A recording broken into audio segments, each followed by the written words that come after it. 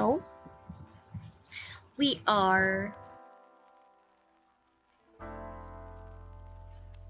mentioning many times the variance. So let us now define what do we mean by variance. So what does it mean when we say the word variance? So when we say variance, there is always a counterpart or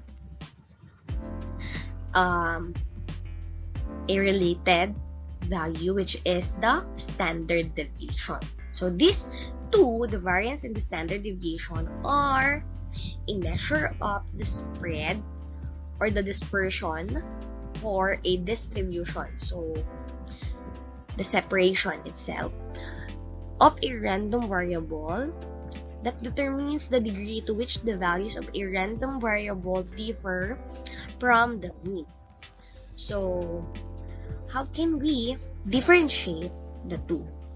So the two, the variance and the standard deviation, are totally different, but you can compute the standard deviation with the help of the variance. So you just need to get the square root of the variance, then you will have the standard deviation. And the variance were used for a certain group of data, a certain group of observations, and the standard deviation is for the whole data set. So now, as I mentioned, the similarities and the differences. So here is the formulas. How can we compute the variance and standard deviation of a specific discrete probability distribution or a discrete random variable? So for the variance, here is our formula. We have this summation of the difference, square of the difference for our x or the values minus the mean multiplied by the probability. So what can we observe with the variance formula for the probability distribution, discrete probability distribution, and to the frequency distribution?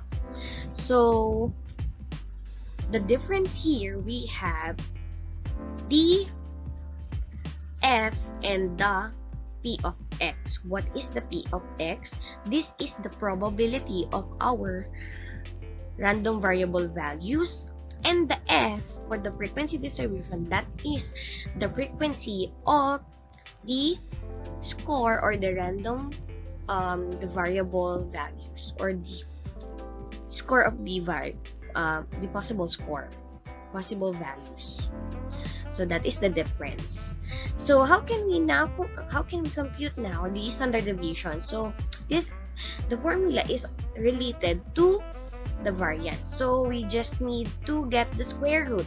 So this is the symbol, and this just need to get the square root of the variance. So the formula is the summation of the difference, square of the difference of your x and the mean multiplied by the probability.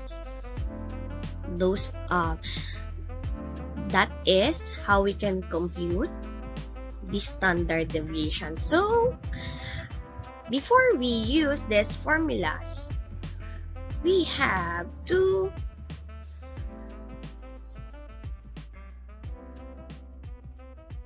initially get its values first: the mean, the difference, the square of the difference, and the product to its probability, and so on. So here are the steps in finding the variance and standard deviation. So we have, I think, 6 steps for this computation of the variance and standard deviation for the probability distribution. So we already have for the frequency distribution at least 4, so we make it 4 there. And now let's have the steps in finding the variance and standard deviation of the probability distribution. So first, we need to find the mean. So this is important. That's why we already discussed how to get the mean. Second, we need to subtract the mean for each value of random variable. And third, we need to square the results of the difference that we obtained from the second step, the step 2. And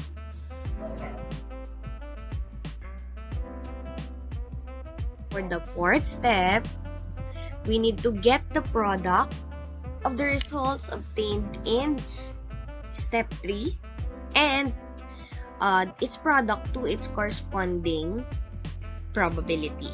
So we have the difference rather, square of the difference multiplied by its probability. And for the fifth step, step 5, we need to get the sum of the result. So we need to sum it all the products.